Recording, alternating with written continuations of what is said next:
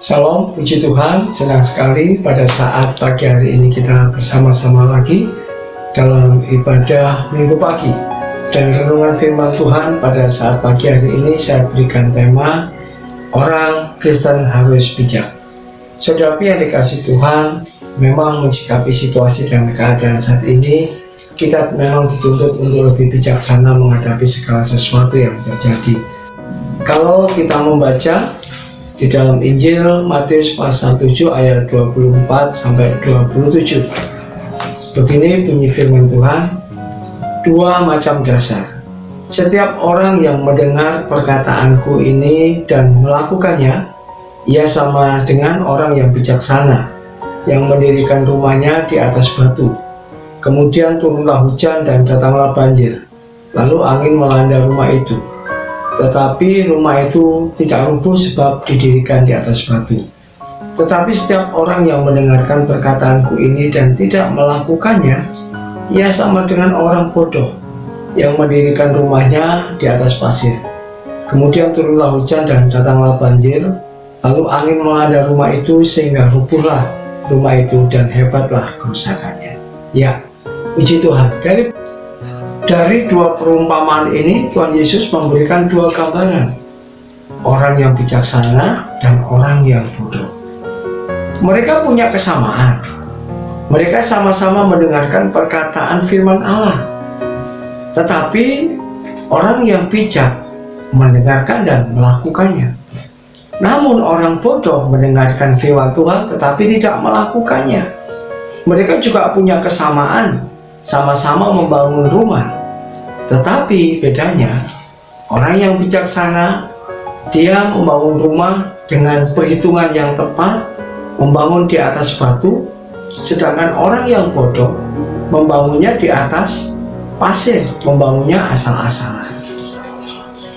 Orang bijak dan orang bodoh ini sama-sama mereka memiliki persamaan, yaitu sama-sama dihadapkan dengan sebuah ujian.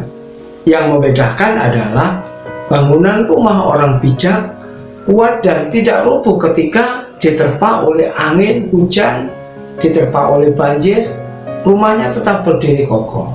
Sedangkan orang yang bodoh yang membangun rumahnya di atas pasir, ketika badai datang, hujan datang, banjir datang, maka rubuhlah rumah itu dan dahsyatlah kerusakannya. Saudara yang dikasih Tuhan, dari pesan Tuhan Yesus di sini kita bisa mengambil satu makna. Yang pertama, orang Kristen bijaksana itu harus melakukan pekerjaannya dengan perhitungan.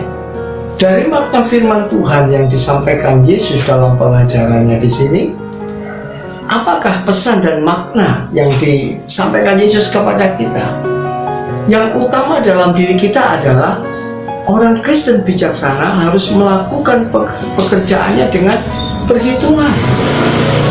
Kalau kita sama-sama perhatikan ayat 24 dikatakan, setiap orang yang mendengar perkataanku ini dan melakukannya, ia sama dengan orang yang bijaksana, yang mendirikan rumahnya di atas batu.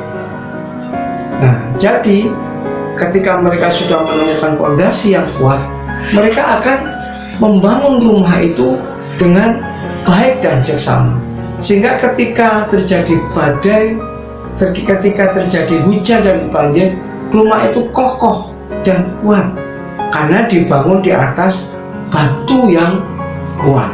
Nah, kita tahu bahwa batu itu seringkali diidentikan dengan Kristus. Firman Tuhan selalu memberikan catatan batu itu berbicara tentang Kristus. Dan rumah itu bisa berbicara tentang kehidupan rohani kita. Bisa juga berbicara tentang jemaat Tuhan.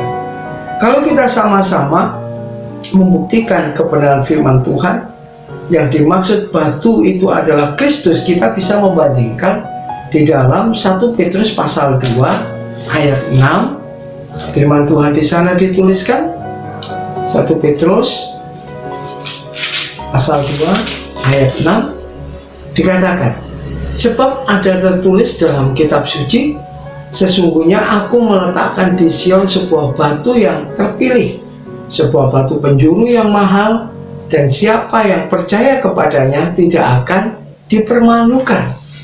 Firman Tuhan mengatakan dengan jelas bahwa di Sion, kota Daud, yaitu Yerusalem di zaman modern, di sebelah utara Yerusalem akan didirikan sebuah bait Allah.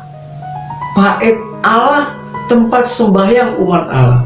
Bait Allah itu berbicara rumahnya Tuhan, dan itu berkenaan dengan kehidupan orang-orang percaya.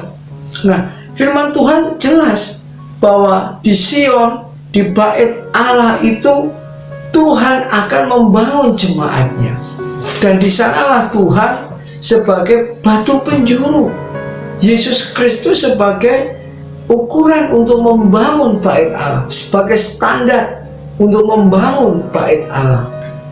Bait Allah yang dimaksud adalah jemaat Tuhan.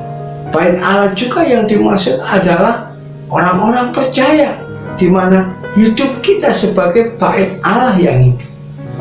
Dari firman Tuhan ini kita tahu bahwa Tuhan ingin meletakkan batu penjuru, yaitu Yesus Kristus, di dalam kehidupan kita sebagai jemaatnya, sebagai parameter, sebagai ukuran untuk membangun jemaatnya.